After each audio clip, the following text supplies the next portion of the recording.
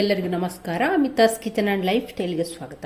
ಸ್ನೇಹಿತರೆ ನೋಡಿ, ಈ ಕಪ್ಪಲ್ಲಿ ಇಲ್ಲಿ ನಾನು 2 ಕಪ್ಪು ಅವಲಕ್ಕಿಯನ್ನು ಇದಕ್ಕೆ ಹಾಕಿದ್ದೇನೆ. ಇವಾಗ ಇದು 3ನೇ ಕಪ್ ಅವಲಕ್ಕಿ. ನೋಡಿ, ಈ ಕಪ್ಪಲ್ಲಿ 3 ಕಪ್ಪು ಅವಲಕ್ಕಿ ತಗೊಂಡಿದ್ದೇನೆ. ತೆಳು ಅವಲಕ್ಕಿ ನೋಡಿ, ಪೇಪರ್ ಅವಲಕ್ಕಿ ನೋಡಿ, ಪೇಪರ್ ಅವಲಕ್ಕಿ ಇದನ್ನೇ ತಗೊಳ್ಳಿ, ಇದೇ ಆಗಬೇಕು. ಈಗ 3 ಕಪ್ಪು ಅವಲಕ್ಕಿ ಉಂಟು. ಇವಾಗ ಇದನ್ನು ನಾವು ಪಕ್ಕಕ್ಕೆ ಇಟ್ಕೊಳ್ಳುವ. ಹಾಗೆ ಇಲ್ಲಿ ಕೊಬ್ಬರಿ ತಗೊಂಡಿದ್ದೇನೆ, ಒಣ ಕೊಬ್ಬರಿ. ಫುಲ್ಲು ಡ್ರೈ ಆಗಲಿಲ್ಲ, ನೀರು ಮಾತ್ರ ಡ್ರೈ ಆಗಿದೆ ಅಷ್ಟೇ. ತುಂಬ ಒಣ ಕೊಬ್ಬರಿ ಅಲ್ಲ, ಒಂದು ಸ್ವಲ್ಪ ಹಸಿ, ನೀರು ಡ್ರೈ ಆಗಿದೆ ಆ ಥರದ ಕೊಬ್ಬರಿ. ಇವಾಗ ಇದನ್ನು ನೋಡಿ, ನಾವು ಈ ಬ್ಲೇಡಲ್ಲಿ ತುರಿದುಕೊಳ್ಬೇಕು.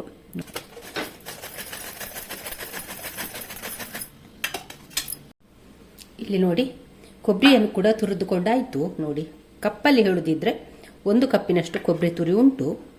ನೋಡಿ, 3 ಕಪ್ಪಿಗೆ 1 ಕಪ್ಪಿನಷ್ಟು ಕೊಬ್ಬರಿ ತುರಿ. ನೋಡಿ, ಇಷ್ಟು ಸಾಕು. ನೋಡಿ, ಇನ್ನು ಇದನ್ನು ನಾವು ಒಂದು ಕಡಾಯಿಯನ್ನು ಸ್ಟವ್ ಮೇಲೆ ಇಟ್ಟಿದ್ದೇನೆ ಬಿಸಿಯಾಗಲಿಕ್ಕೆ. ಇವಾಗ ಕಡಾಯಿ ಬಿಸಿಯಾಗಿದೆ, ಅದಕ್ಕೆ ಈಗ ಅವಲಕ್ಕಿಯನ್ನು ಹಾಕ್ತಾ ಇದ್ದೇನೆ. ಒಂದು 2 ಮುಷ್ಟಿ ಅವಲಕ್ಕಿಯನ್ನು ಈಗ ಹಾಕ್ತಾ ಇದ್ದೇನೆ. ಒಮ್ಮೆಗೆ ಪೂರ್ತಿ ಹಾಕಿಕೊಂಡು ಫ್ರೈ ಮಾಡೋದು ಬೇಡ, ಸ್ವಲ್ಪ ಸ್ವಲ್ಪ ಹಾಕಿ ಫ್ರೈ ಮಾಡುವ. ಯಾಕೆಂದರೆ ಅವಲಕ್ಕಿ, ಎಲ್ಲ ಅವಲಕ್ಕಿ ಕೂಡ, ಪ್ರತಿಯೊಂದು ಅವಲಕ್ಕಿ ಕೂಡ ನಮಗೆ ಇದು ಇಲ್ಲಿ ಫ್ರೈ ಆಗಬೇಕು. ಆದ ಕಾರಣ ಸ್ವಲ್ಪ ಸ್ವಲ್ಪ ಹಾಕಿಕೊಂಡು ಫ್ರೈ ಆದರೆ ಆಯಿತು. ಹದವಾದ ಉರಿಯಲ್ಲಿ ಇಟ್ಕೊಂಡು ಫ್ರೈ ಮಾಡುವ. ಇವಾಗ ನೋಡಿ, ಅವಲಕ್ಕಿ ಫ್ರೈ ಆಯಿತು. ನೋಡಿ, ಹೀಗೆ ನೋಡಿ, ಹೀಗೆ ಮುಟ್ಟುವಾಗ ಹೀಗೆ ಪುಡಿ ಪುಡಿ ಆಗಬೇಕು. ನೋಡಿ, ಈ ರೀತಿ ಆಗಬೇಕು. ಇಷ್ಟಾದರೆ ಸಾಕು. ಇವಾಗ ಇದನ್ನೊಂದು ಪ್ಲೇಟಿಗೆ ತೆಗುವ. ಇನ್ನು ಇದೇ ರೀತಿ ಉಳಿದಂಥ ಅವಲಕ್ಕಿಯನ್ನು ಕೂಡ ಫ್ರೈ ಮಾಡಿ ತೆಗೆದ್ರೆ ಆಯಿತು.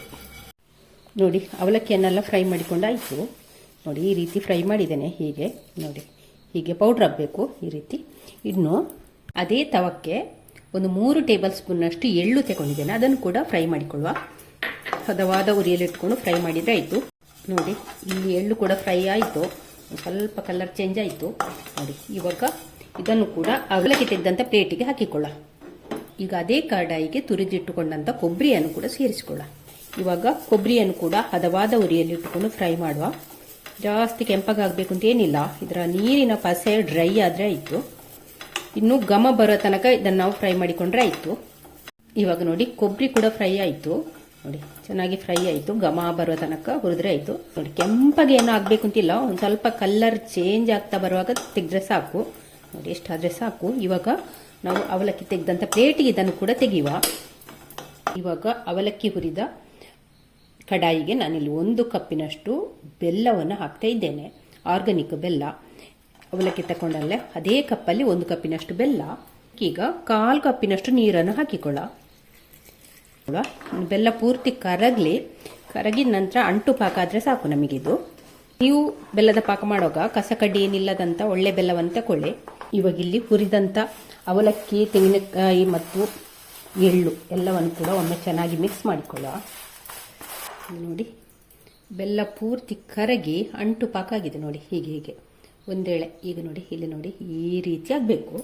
ಇವಾಗ ನಾವು ಇದಕ್ಕೆ 1 ಟೇಬಲ್ ಸ್ಪೂನ್ನಷ್ಟು ತುಪ್ಪವನ್ನು ಹಾಕಿಕೊಳ್ಳುವ.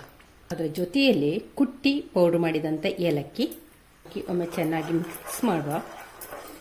ನಾವು ಅವಲಕ್ಕಿಯ ಮಿಶ್ರಣವನ್ನೆಲ್ಲ ಇದಕ್ಕೆ ಸೇರಿಸಿಕೊಳ್ಳ. ತೆಂಗಿನಕಾಯಿ, ಅವಲಕ್ಕಿ, ಎಳ್ಳು ಸೇರಿಸಿ ಒಮ್ಮೆ ಚೆನ್ನಾಗಿ ಮಿಕ್ಸ್ ಮಾಡುವ. ಚೆನ್ನಾಗಿ ಒಂದಕ್ಕೊಂದು ಬೆರೆಯುವ ಹಾಗೆ ಒಮ್ಮೆ ಚೆನ್ನಾಗಿ ಮಿಕ್ಸ್ ಮಾಡಿಕೊಳ್ಳುವ. ಇವಾಗ ನೋಡಿ, ಅವಲಕ್ಕಿ ಬೆಲ್ಲ ಜೊತೆ ಚೆನ್ನಾಗಿ ಬೆರೆತಿದೆ. ನೋಡಿ, ಕ್ರಿಸ್ಪಿ ಕೂಡ ಉಂಟು. ನೋಡಿ, ಇವಾಗ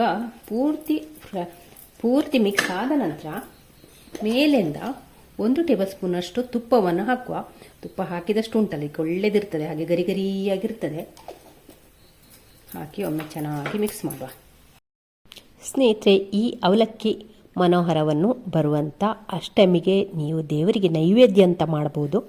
ಹಾಗೆ ಇದನ್ನು ಡಬ್ಬದಲ್ಲಿ ಹಾಕಿಟ್ಟರೆ 3, 4, 5 ದಿವಸದವರೆಗೆ, 1 ವಾರ ತನಕ ಏನೂ ಆಗೋದಿಲ್ಲ, ಕ್ರಿಸ್ಪಿಯಾಗಿ ಇರ್ತದೆ. ಹಾಗೆ ಇದಕ್ಕೆ ಮೇಲಿನ ಒಂದು ಸ್ವಲ್ಪ ಉಪ್ಪನ್ನು ಕೂಡ ಹಾಕುವ.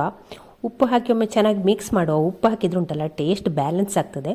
ನೀವು ಹೇಳ್ಬೋದು ಬೆಲ್ಲಕ್ಕೆ ಉಪ್ಪು ಹಾಕುವುದೇ ಅಂತಕ್ಕೆ ಅಂತ. ಉಪ್ಪು ಹಾಕಿದರೆ ಅದರೊಂದು ಟೇಸ್ಟೇ ಚೆನ್ನಾಗಿರ್ತದೆ.